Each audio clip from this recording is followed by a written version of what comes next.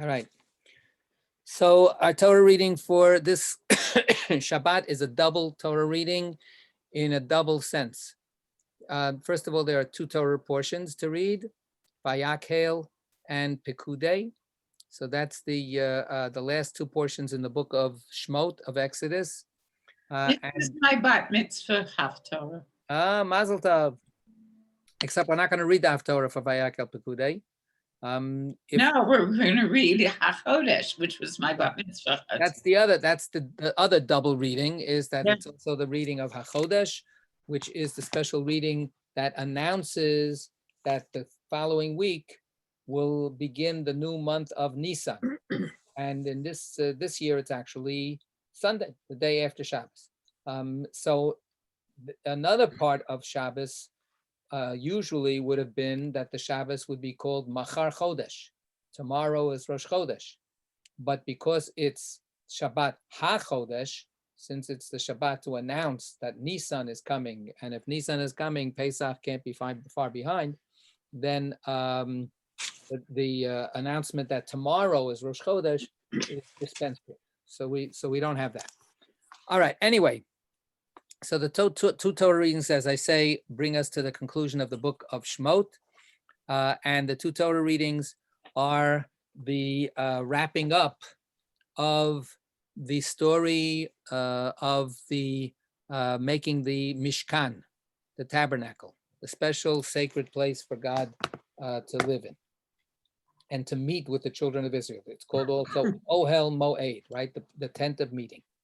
So the word Vayakhel means bring everybody together as a kahal, right? That's Shomrei in Hebrew is called Kihila Kedosha, the holy congregation of Shomrei Emunah.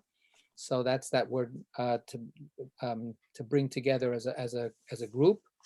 Vayakhel Moshe Kol Adat Bnei Israel. It begins on 5:5:2 in the Eitz Chaim Chumash. It's Exodus chapter 35. And everybody at this point is the word that's used here, convoked. There's a convocation. Everybody is brought together, and Moses announces, okay, we got to get to work. This is it. So in other words, all of the discussion we've had beforehand about the building of the Mishkan, which started with Truma, Tetzaveh, and part of Kitisa, that was all God talking. That was all God planning. This is what I want you to do. This is how I think things should look. I've showed you all my images. Follow them closely and make all of these different things. Make sure that you can, do a capital campaign so that we have enough contributions for everything. This is all God's instruction. But now these two last portions of Vayakhel and Pekudei is actually now telling the children of Israel. Moses is the messenger, of course, as always. Moses, our teacher, he's the middleman. He now conveys all of these instructions to the children of Israel, and they go to it. And by the time we get to the end of the book of Shmot, we have this glorious conclusion of, wow, look at that. It worked. The tabernacle is set up, and God's presence, God's glory fills the tabernacle, and everybody is in a sense of awe about the result. So a very, very wonderful kind of happy ending to the book of Shmot. So that's the general topic. In the nature of this, of the way the Torah deals with this, there's a ton of repetition. Right, that we've had the, how do you make the menorah? We had it already. How do you make the ark? We had it already. How do you make the curtains? We had it already. Everything that God says to do with the detailed instructions in the previous Torah readings is repeated almost verbatim in these two Torah readings. So if you look at the text in the Eitz Chaim Chumash, for instance, so 5:52 is the beginning, and it's got text. It's got text, and then it's got commentary, the next page already, after we get going a little bit, a lot more text, a lot less commentary. When we turn the page, we've got text and a couple of little lines of commentary. Here we have some more, a little bit of commentary that they add some comments. But then again, it's like again and again, the pages are full of text with very little commentary, because just go look before. We discussed this already. So this goes on for pages. We go through all of Vayakhel, and then Pekudei begins on 564. And this is the wrapping up, the accounting. The word Pekudei is the accounts, the records. The recording and a report to the community. This is how we spent all of your contributions. It was all well used. We did everything on the up and up. Nobody pocketed any of the funds themselves. It was all used for the holy purpose that it was dedicated to. And then again, we have all of the details about how every single item was created. And then we have the erection of each piece in its place, all of the walls, each plank has to be put in place, the curtains have to be put over it, everything has to be situated exactly right. And all of that is mentioned again. Each little piece is mentioned one by one. And then we have the conclusion at the end of 571. We have basically just a few verses, about 5 verses that say that this was all great. So this leaves us with a little bit of a limited amount of stuff to do. Either we can actually pour into the details of each of the items of the Mishkan. I have a feeling that's not going to be a top priority for everybody. So that leaves us with just really kind of bookends. We've got the very introductory part of Vayakhel, and then we've got the last 5 verses or so at the end of Pekudei to choose from. So should we flip a coin, or does somebody have a very strong feeling about where they want to go? Alan. You could always do Geraldine's Torah, but actually it was interesting because I'm looking at it just as we're going through it. I thought really the bookend between what we talked about last week. What did we talk about this week? Remind me. The cloud was hovering outside of Moshe's tent. And the cloud is now hovering inside the Ohel, as if last week he was a homeless and today he's a home faller. I don't know how to do that whole, but I saw a little poetic niceness from. Excellent. Nice point. Nice point. I think that's very apt. Right. The tent, the God's presence is sort of like exiled along with Moses, and now it finds its proper place in the home that the children of Israel have created. Yeah, good. Okay, so I have a suggestion. The suggestion is that we read the beginning of Vayakhel, and I'm going to give you a kind of a little guiding theme to that I feel would be. I hope, first of all, it runs through. It's a connecting thread, and it's also a very important element. If you were at the board meeting, I mentioned this. This section of the Torah, the beginning of Vayakhel, talks about the heart, and it talks about how people's hearts were important in making in coming forward to make this tabernacle, and it's mentioned 14 times. So there's more times than the word heart has been mentioned throughout the Torah until this point. And of course, it's double 7, right? 7, we have other places in the Torah where certain terms are repeated 7 times to drive it home that this is so crucial to pay attention to. And here it's actually doubled. So, and there are variations. There are a number of different ways that the Torah talks about the heart. So that might be something for us to be on the lookout for.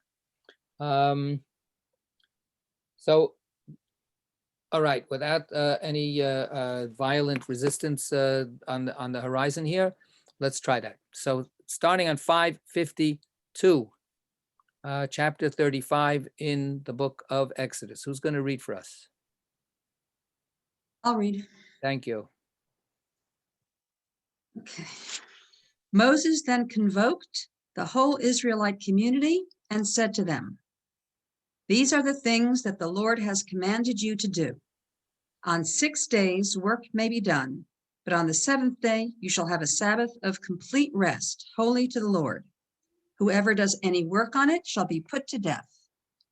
You shall kindle no fire throughout your settlements on the Sabbath day." Okay, so let's stop here and just note that everything I said prepared us for hearing about Moses telling us about the tabernacle. But the first thing that Moses says is, I have something, before I begin speaking, I want to say a few words. You know, that so this is Moses, he says, before we get into the tabernacle work, let me tell you, we still have something called Shabbat. And this was also mentioned in God's discussion of the tabernacle. And now Moses is actually repeating the instructions that God mentioned already, that we don't do any work on Shabbat. So why is this here? I mean, we had it in the 10 Commandments. We had actually Shabbat even before that when we had the manna story. Why does God choose to mention Shabbat with regard to the tabernacle? And also now Moses is following God's lead. So Audrey, then Alan. Well, it seems to me that they're about to undertake a major project where people can get very consumed with work. And that God or Moses, I forget, is it Both. whoever is Both. Right both now, are Moses, saying, but Moses is repeating. and yeah, they don't want, I think they're emphasizing that that Shabbat still has to be observed, even in when you're passionate about a great project. So what does that practically mean? What are the practical? And you have to stop working. Right. Even on a sacred project, Yes. right? Where you might say, oh, but this is so important and it's so holy and it's so whatever. Nevertheless, the implication here is, the inference that we're supposed to draw is, okay, you know what? God wants a house. We're going to build a house. And if it takes more than 6 days, it won't take 7 days. It'll take 8 days or 10 days. If it takes 13 days, it's not going to take 14 days. It'll take 15 days. We're going to skip a day and rest on that day, no matter how important this project is. Alan, what are you going to say? No, it's the same. I mean, I think this is the source of the 39 edicts. I forget how you say it in English. Malachot, labors, right? So Laborers, kinds of work.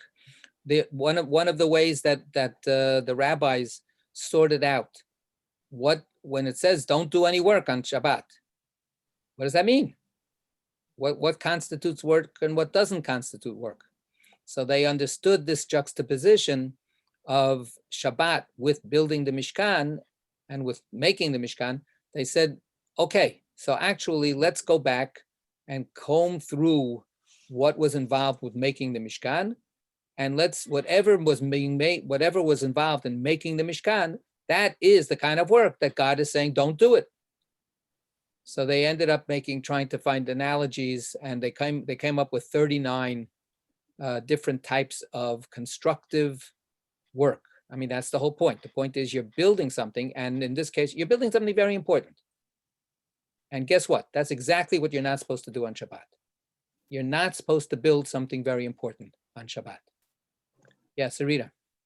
I'm thinking about how really appropriate, how relevant this is now. You know, when a year ago, right, when the pandemic hit and so many people were working at home, those that could, you can really become totally involved in that to the point that it's a 24/7 thing. Right. And it took a while, I think, for some people to create boundaries and realize that, no, I can't work around the clock. I can't work all the time. I mean, it's been an issue in our country for a long time anyway, with, things like email and, and various stuff, that people can be reached all the time. And having having a day, and knowing that, okay, it's this time on Friday, everything's got to stop, and then, it's a really good thing to have that as the boundary. Yeah. Right. So I'm glad that that's a positive endorsement of that. But as you point out, it's super difficult. It's hard. People not only to abide by, but even to conceive of. In our society, the 24/7 idea is not just otherwise I'll get fired. It's really a value proposition. If you're not working 24/7 on the things that you're supposed to be working, then you're a slacker. Then you're not doing you're not doing what you're supposed to. You feel guilty. There's this drive that has been inculcated in us that there is no stopping, and it really is with great difficulty that people, when they embrace a Shabbat, even in modified ways, even with just an element, it's hard. And look, our community is a great community. Our community is a minority community. Most Jews don't belong to a shul, don't make the effort to be part of a Jewish community as a community connected with Jewish tradition. So we are the creme de la creme. And for us, it's super difficult to carve out that space. How much of a space? How do we negotiate that? All of us are struggling with that all the time. And here we have this very, very forceful, statement, but, taking it, as we're going to say later on, taking it to heart is really tough. It's a big, big, gigantic challenge. Okay. So that's this, beginning. And now finally Moses gets to the next thing. Okay, verse 4. Moses said further to the whole community of Israelites, "This is what the Lord has commanded. Take from among you gifts to the Lord. Everyone whose heart so moves him shall bring them. Gifts for the Lord." Okay, so that's our number one mention. Gold, silver, and copper, blue, purple, and crimson yarns, fine linen and goat's hair, tanned ram skins, dolphin skins, acacia wood, oil for lighting, spices for the anointing oil and for the aromatic incense, lapis lazuli and other stones for setting, for the ephod and the breastpiece. Okay, so again, all of this is basically a repeat. Look at, you just read from 4 through 9, right? Right. So look at the note 4 through 9. Moses issues a call for donations of materials in accordance with chapter 25, verses 1 through 9. He specifies the various materials and explains how they are to be used. Right. So that comment doesn't add much, but what it basically is pointing out again, yes, here's a bunch of verses and they parallel the verses that we had 10 chapters ago when God said the same thing. And that's what Moses says. I'm just repeating what God told us. Right? Okay. So why does he have to repeat it? Why wasn't it enough for God to say it? This is actually the call to action to do it. You know, if you like, you listen to, this is what's going to happen, let me describe it. And, you know, nobody is likely to remember any of it or remember the details. And now it's, okay, guys, I want you to gather all the stuff, but this is providing the list. So, well, the list was like, I'm telling you, chapter 25, 1 through 9, you can look, the list is there. All the details are already there. So as you know from communications, one answer would be, you know, they never read the first email. They never read the first mail check, right? Right. You got to hit them over the head again and again and again and again. But that's actually not the answer here. The answer here is nobody heard God say this before. Only Moshe. We read it in the, right. We read it in the Torah. So we, the readers, you know, later on in history, for us, this is repeat and repeat and repeat and repeat. But for the children of Israel, in real time at this moment, this is the first time they've ever heard this. This is the one time that they finally hear this call to action. Okay. Any other comments about any of this? You want to refer back to your comments from a couple of weeks ago? You know, right. Okay, good. I still want to know where they get the dolphin skins, but Right, we don't right, have to talk about that. right. From Miami. Okay, start the verse 10. 10. And let all among you who are skilled come and make all that the Lord has commanded. So The stop for a second. This is where the translation lets us down. Ah, I see. Yes, there Right. it is. Lave, third word. V'chol chacham leiv.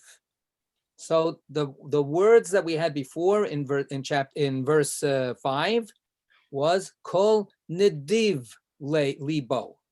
Anyone whose heart prompts him to be generous, right? Giving. Willing. What? Willing. Well, willing. Heart is willing. It's willing is you know, the heart is willing, but the body is weak. It means to be generous. It means to make a gift, a nadava, right? Nadiv libo is that your heart is prompting you to give. In verse 10, the phrase is chacham leiv. Hey, there you are. Talk about a chacham leiv, right? So there, the word leiv is heart, and chacham is wise, right? So their translation here is skilled. Okay, and that, practically speaking, maybe that's what it comes to. But the term has so much more potential for us to think about, right? So anyone who is wise of heart should come. All who are wise of heart among you should come and make what God has commanded. Right? That's how I would translate. Okay, so let's hold on to that. But that's our second mention of the heart. 11.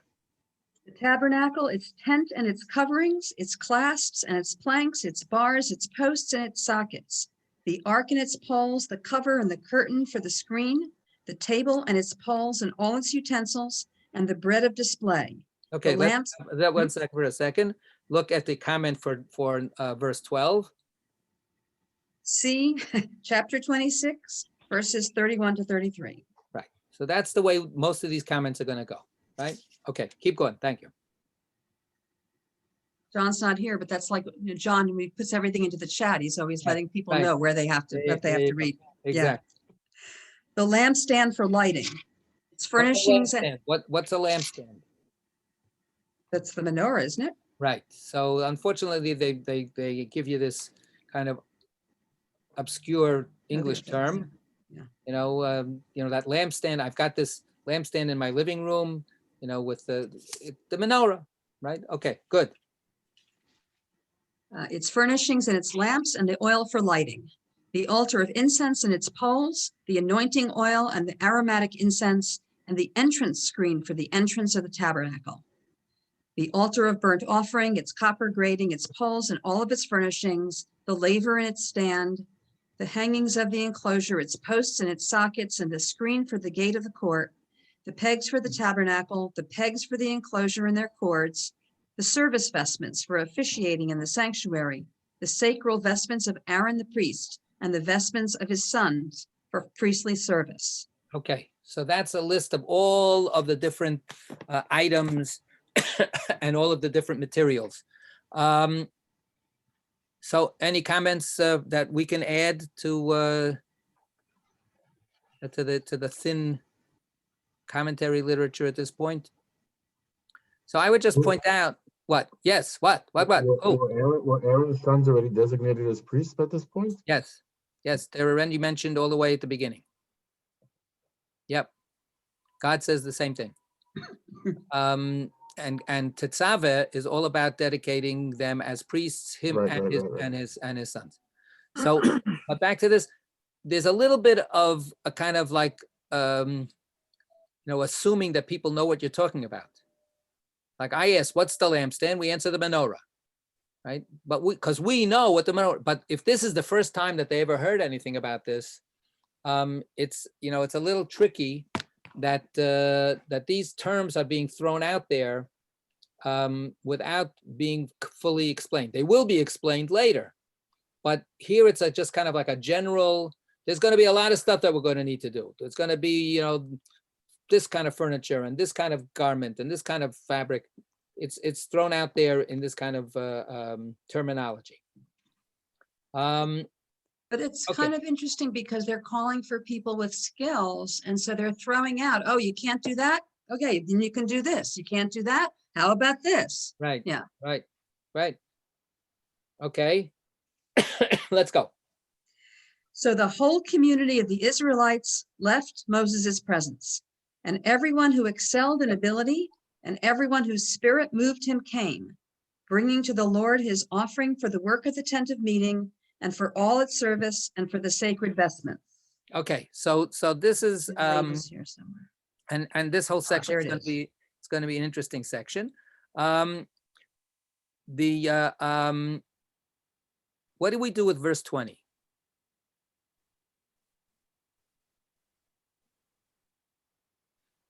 Verse 20 says, so the whole community of the Israelites left Moses' presence. What do we lose if we go from verse 19 to verse 21? Right? Moses gives all of these things. We need volunteers. We need everybody who has skill, who has wisdom in their heart. We need people who are generous hearted. We need all that stuff. This is the stuff that we need to accomplish. Verse 21. Okay, so every person whose spirit moved him to, came and did these things, right? They answered the call. But we have this verse before that. Before they come, they leave. So what's with the leaving? It's not everybody. They went to get their tools. They went to get their tools. At the Home Depot. Right. They went to. Okay. Any But other not everybody suggestions? came back. What? Not everybody came back. Right. Okay. That's another part of this, right? It says it again. Kol adat b'nei Israel. Everybody was invoked. Everybody was brought there. We're on page 554 in the Eitz Chaim Chumash. If you want to follow there, it's Exodus chapter 35. We just got to verses 20 and 21. So that's for Sam's benefit. So everybody is there. And now what we have is actually, we need certain people with certain qualifications. Now, so far we've got two different heart terms that we've come to, right? The first reference was nediv libo, generous hearted, or a heart that pushes him to be a willing heart to participate. The second one is wise of heart. Would we differentiate between, are they equivalent, or do they speak to different kinds of talents or traits? No, that's a leading question. But so how do we break that down? What we're noticing is not everybody might be nediv libo. not everybody might be chacham leiv. Right? Everybody has to hear this. And then some people are going to respond, but some people are not going to respond. So what are the two qualities that we've singled out so far? A wise heart. So how would you explain to somebody what a wise heart is, let's say in this context? What are the qualities if we were in a committee here together and we were putting our heads together and we're saying, so what kind of, we're going to start up. We're going to have a startup. Tabernacles are us.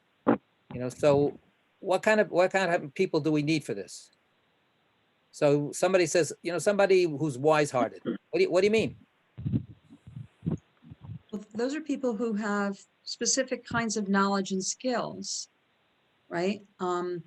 But then the people whose heart was moved is a larger group that can join in and can be working together with those people. So it sort of does acknowledge that everyone can't do everything, but that's okay because there's room for all of you. Okay, so and if we look at the context, the Nediv Libo people, the people with a generous heart, what are they specifically called upon to do? Give what? Give stuff. Give stuff. They're giving the raw materials. They're supplying the resources. But they may not actually be capable of doing anything with that stuff. I just happen to have, 1,000 yards of dolphin skins, in my warehouse. I'm happy to donate them. They've been sitting there for years. I have no idea what to do with them. Thank you so much, but I'm really happy to make the donation. So, and then you need a chacham leiv. You need somebody with some wisdom in their heart to figure out what to do with it. Well, right? In that case, you really do need, it's not just wisdom, it is literally skill. So that would be one way to read it. That when it says wisdom, don't overdo it. Let's keep it as skill. I know my job. When people go, I know my job. I'm a skilled plumber. I know how to do all the things that that a plumber needs to do. But what other wisdom? What other wisdom might we need? Geraldine, what do you want to say? Somebody to organize it. That's what you need wisdom for. Okay, so if we're not talking about mechanical skills, then maybe the wisdom is people who know how to get along with other people, who how to manage other people, who how to supervise other people, who how to lead a work team, to figure that kind of stuff out and get it going. So that's when we get into actually the real nitty gritty of doing stuff. There are different kinds of skills that might come in handy. I'm thinking also that by referring to it as a wise of heart, it's important to sort of recognize your skills and to offer your skills because other people might not be aware that you have that skill, that you have that ability. I think that's why the idea of chacham lev, right? It's not just, okay, everyone has got a skill, come on, this is somebody who's also can see that they have the capacity to contribute in a particular way. Right. When we say somebody is wise, does that mean they know everything already? Right?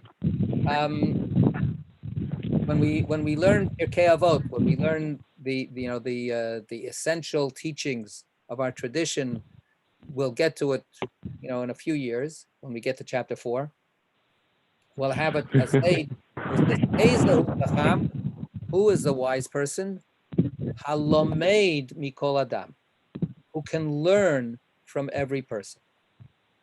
So the usual way we think of somebody who's wise, they're so smart and they know so much and they understand life so much and all that kind of stuff, and that's all fine. But the extra piece that this sage is saying is saying, but guess what? You'll never know everything. You got to be able to learn. You got to be able to learn from other people, right? You have to have that skill also. So part of the wisdom is to know when you don't know, right? To know when somebody else knows.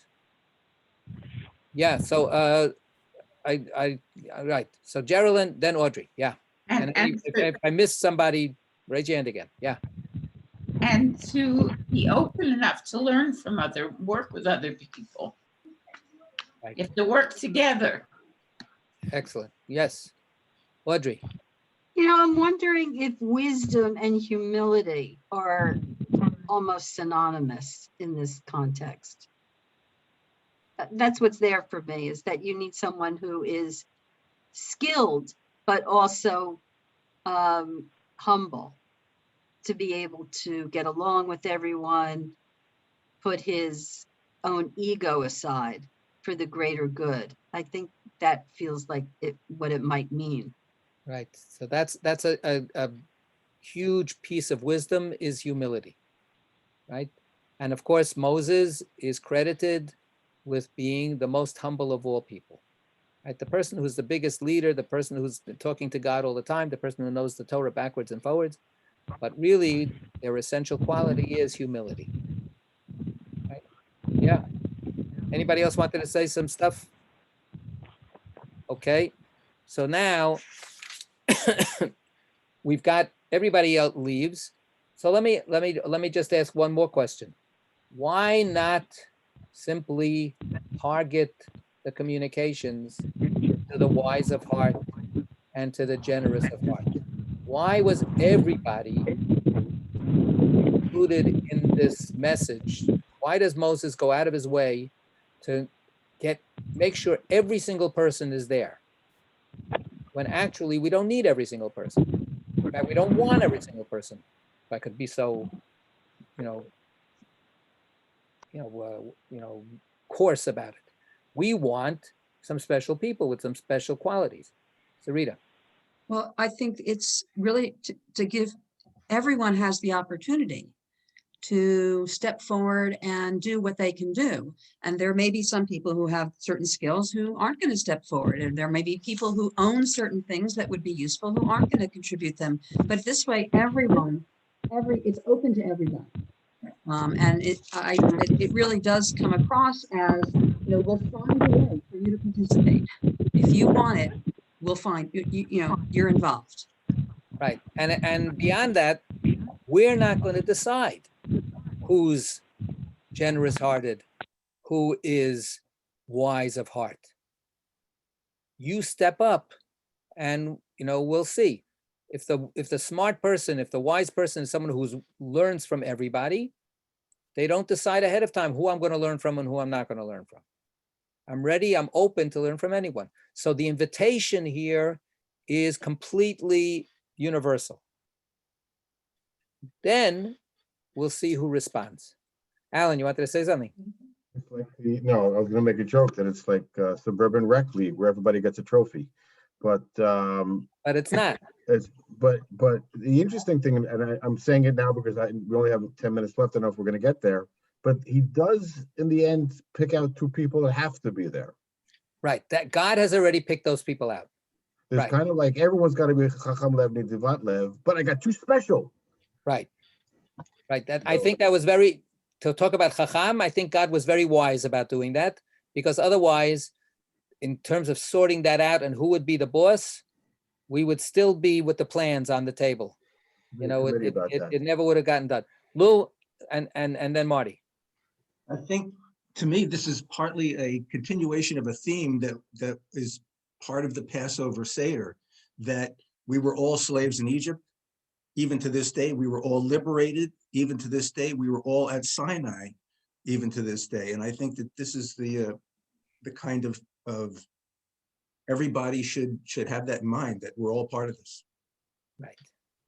So it is for everyone. Realistically speaking, though, we're all going to be free, whether we like it or not, right? Although the people that didn't leave Egypt decided not to come out. But anybody that came out. Not everybody's going to be wise of heart. in this particular project, or generous of heart. Marty, you wanted to say something?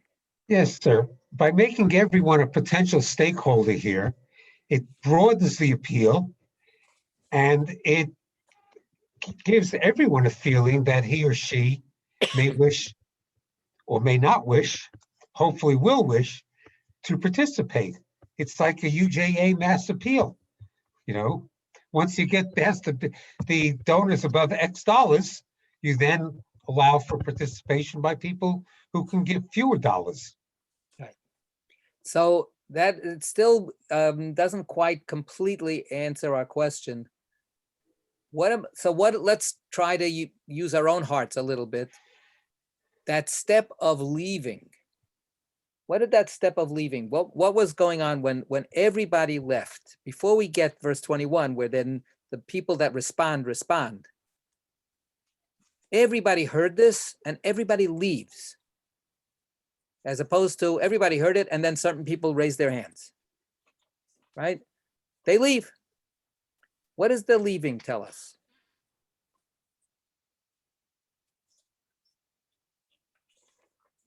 They've been asked to bring things. I mean, I sort of envision that, talks over, and I hear people, like some people really excited and wow, I'm going to go and see what I've got in my, so there's this buzz now, and people are, sort of racing back, and then some of them are going to race, back again with some of the things that they have. And Yeah, I think, but what it does in terms of like empowering people, it lets people also say no.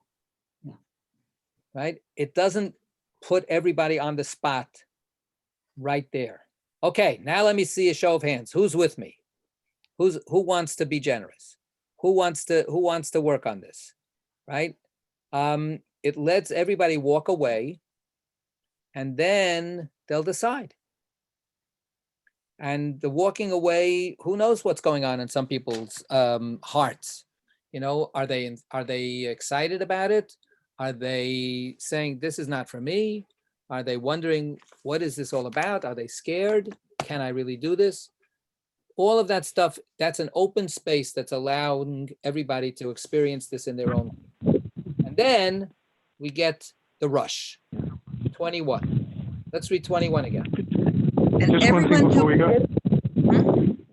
Just one thing. It leaves open the possibility that some people do not participate and just walk away. Is that what we're concluding? That's one of the things that it leaves. And it also leaves even the people that are going to participate, it leaves them space to think it over. It leaves them space to search their heart. It leaves them space to to think about, what am I capable of? What can I give? What can I do? How much do I want to commit? Do I want to chair that committee, or do I just want to be a member of the committee if somebody else agrees to chair? So it gets to the Nadava then. In all of its various levels and possibilities. Yeah. What's making all that noise?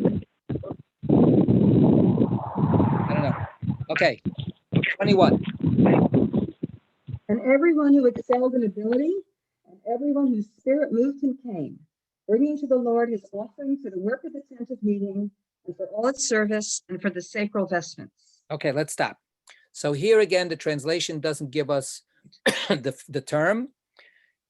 In the Hebrew, Vayavo'u kol ish asher nisa'o libo. That's the third time that we have the heart mentioned, and we have it mentioned with a different phrase. We've got asher nadavo libo, be generous-hearted. We've had chacham lev, a wise-hearted person. And now we have all people asher nisa'o libo. Nisa'o libo means his heart lifted him up, right? That his heart literally picked him up. We had kitisa, there's a previous Torah reading, right? Raise up, count everybody with the half shekel. So here their heart is doing something a little bit different, right? Nisa Olibo, their translation here is excelled in ability. An interesting translation, not the first translation choice I would have made. And then the next phrase is V'chol asher nadva rucho. There's nadva again. There's the being generous, giving, except now instead of the word heart, it's spirit, rucho, his spirit. And that's whose spirit moved him, or whose spirit was willing and felt giving. Okay. Anybody have any suggestions of how to understand that? Nisa Olibo, anyone whose heart raised him up.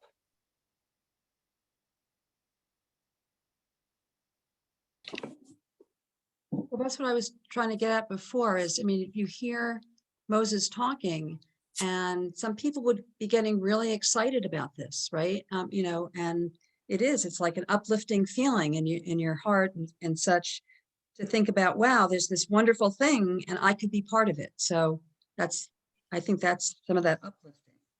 Yeah. And the uplift is, I mean, if I take it very, very literally, your heart is lifting you up, right? Wherever you are, who knows, you've just taken care of whatever you take care of. I've taken care of business. I do what I need to do. What your concept of yourself is already, known to you. And now your heart, there's a stirring in your heart that lifts you up. So it inspires you. It inspires you, right? And it's not just that you feel inspired, it makes you feel different about yourself. It lifts you up. It makes you feel, like Siri was saying, I can do this.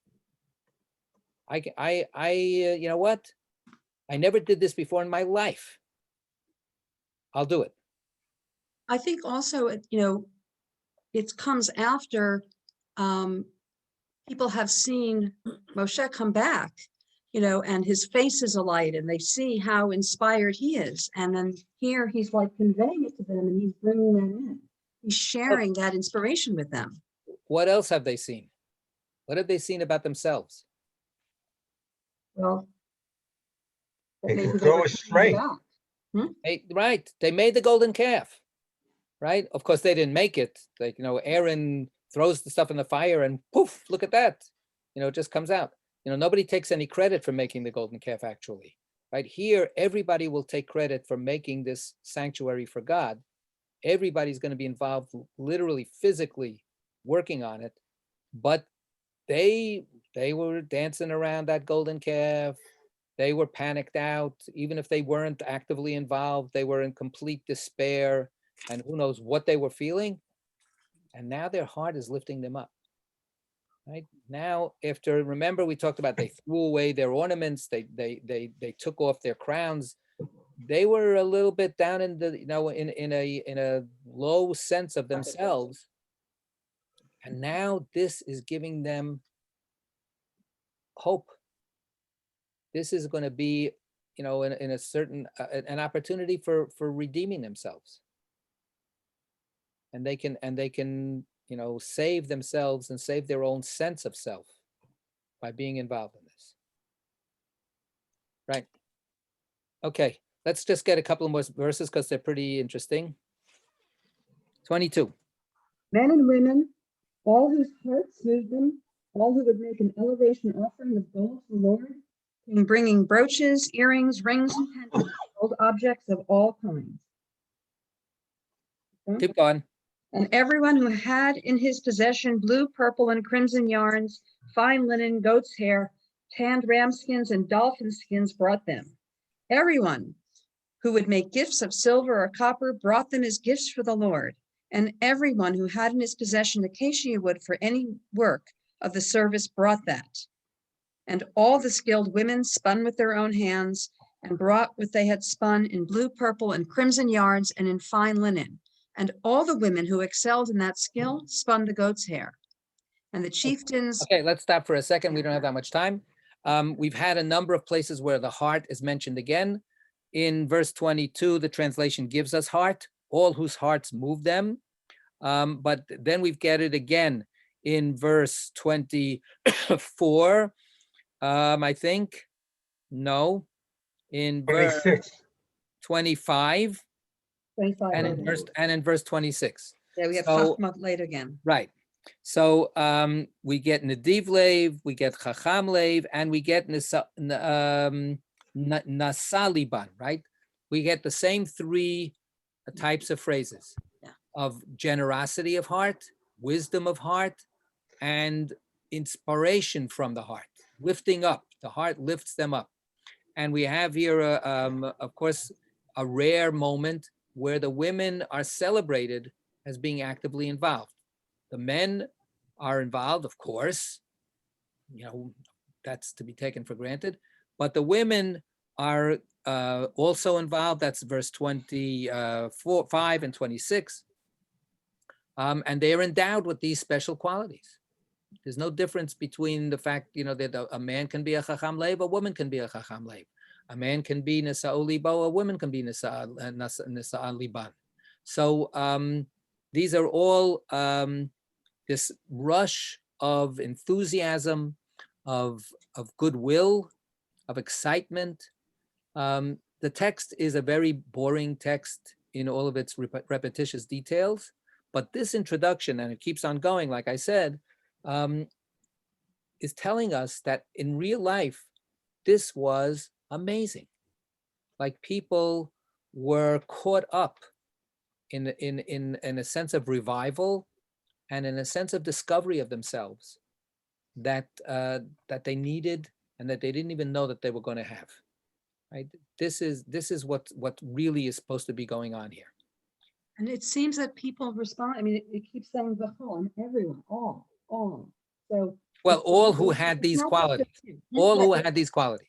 Right, But it also says all who owned these certain things. So it's like if they had it in their home, they brought it out. It wasn't, half the people who had the dolphin skins donated them and the other half decided to hold on to them. It says, everybody with dolphin skins. Right. Yeah, Geraldine, you're the last comment for today. Well, just what Sharita said, even if they didn't have the skill, but if they had the object, they were participating. Right. Okay, good. Yasher koach to everybody, and have a good week. Shabbat shalom. Chazak, chazak, v'nitchazek. Thank you.